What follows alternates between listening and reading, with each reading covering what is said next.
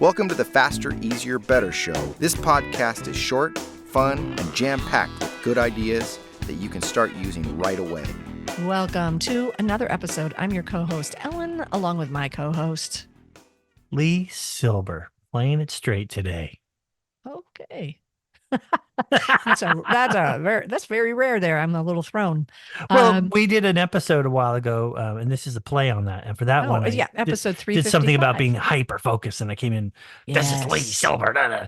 So I'm just, how do I get back to that hyper-focused where I was on episode 355? Uh-huh. I have no idea. No, I'm kidding. Okay. I know.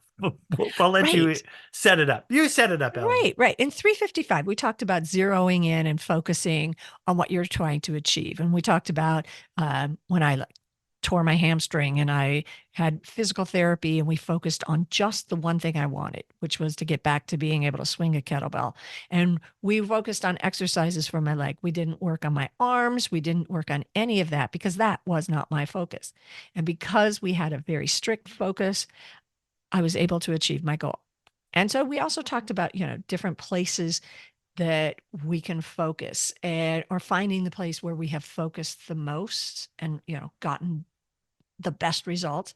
And so one of the things we talked about at the very end was thinking about different ways to recreate your best focus places.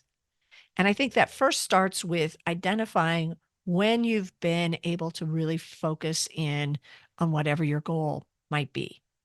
And once you kind of identify that, then identify what was going on around you or not going around that enabled you to be strictly focused.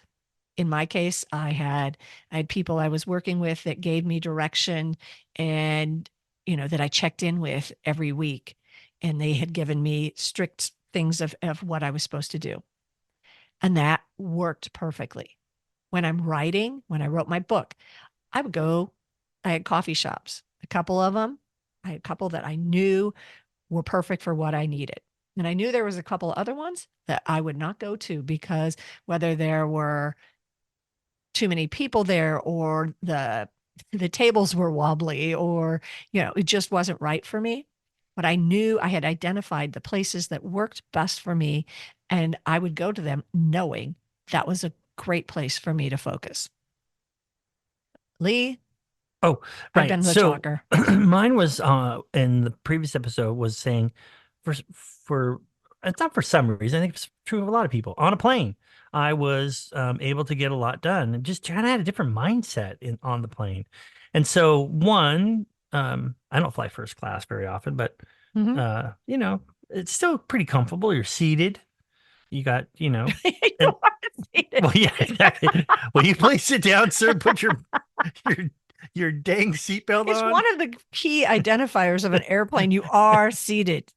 Thank you, Captain Obvious. I'll be your flight. So anyway, yeah. But I'm in this little cubicle, really. You got a little space. So the best one was where they told us at the start of the flight, we're so sorry, but we don't have Wi-Fi on this flight. It was usually I have the app and I can watch live TV or a movie, but none of that. And at first I'm like, oh no, what am I going to do? This 4 hours. Wow. 4 hours of no Wi-Fi, confined to this little area. Because I was by the window. So I wasn't for 4 hours, I wasn't going to pee because I'm not going to bother anyone to get up. So I just sat there and it really worked for me. So how do you recreate that? Well, it's first of all, going somewhere with no Wi-Fi, being comfortable, right? And just giving myself an allotted amount of time. Like you don't have to do this all day. You just got to do it for 2 hours and 38 minutes, as long as it takes the flight to land. And that really worked for me. I've kind of found ways to recreate that scenario outside of an airplane. And if I want to stand, I can stand. Well, that's true. But yeah, you've identified what works for you. And that does take a little, cognizance on your part. Like, okay, this was really good for me. Let's make this happen again.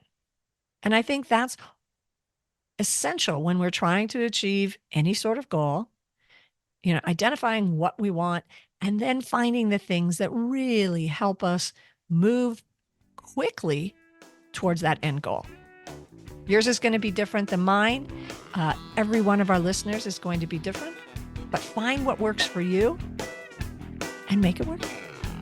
Be back with us again next week for another episode.